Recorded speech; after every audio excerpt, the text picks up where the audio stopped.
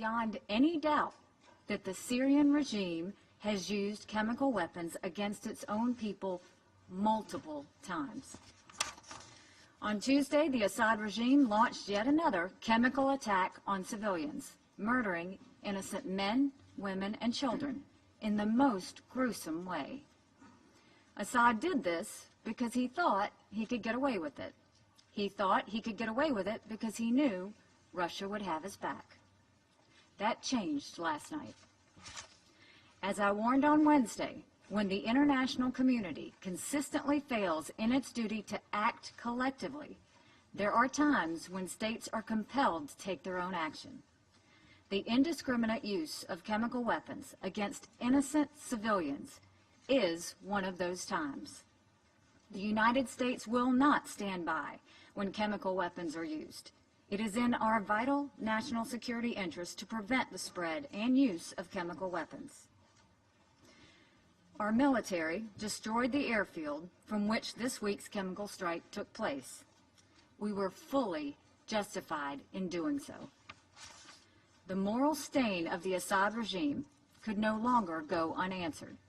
His crimes against humanity could no longer be met with empty words. It was time to say enough, but not only say it, it was time to act. Bashar al-Assad must never use chemical weapons again, ever. Now, while the Syrian regime is responsible for the chemical weapons attack, it is not the only guilty party. The Iranian government bears a heavy responsibility. It has propped up and shielded Syria's brutal dictator for years. Iran continues to play a role in the bloodshed in Syria. The Russian government also bears considerable responsibility. Every time Assad has crossed the line of human decency, Russia has stood beside him. We had hoped the Security Council would move forward, but Russia made it known, as it has done 7 times before, that it would use its veto once again, covering up for the Assad regime. Further delay by compromising with Russia for a watered-down resolution would have only strengthened Assad. Strengthening Assad will only lead to more murders. We were not going to allow that. But it's even more than that. Russia is supposed to be a guarantor of the removal of chemical weapons from Syria. Think about that. Russia is supposed to have removed all the chemical weapons from Syria. But obviously, that has not happened, as innocent Syrians continue to be murdered in chemical attacks. Let's think about the possible reasons for Russia's failure.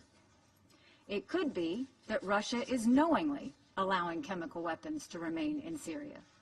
It could be that Russia has been incompetent in its efforts to remove the chemical weapons. Or it could be that the Assad regime is playing the Russians for fools, telling them that there are no chemical weapons, all the while stockpiling them on their bases. The world is waiting for the Russian government to act responsibly in Syria. The world is waiting for Russia to reconsider its misplaced alliance with Bashar Assad. The United States will no longer wait for Assad to use chemical weapons without any consequences. Those days are over. But now we must move to a new phase, a drive toward a political solution to this horrific conflict. We expect the Syrian regime and its allies to take the UN political process seriously, something they have not done up until this point. We expect Russia and Iran to hold their ally accountable and abide by the terms of the ceasefire. We expect this council to speak loudly and forcefully when the regime or its allies undermine the political process, and countless of our own resolutions. The United States took a very measured step last night. We are prepared to do more, but we hope that will not be necessary. It is time for all civilized nations to stop the horrors that are taking place in Syria and demand a political solution. Thank you.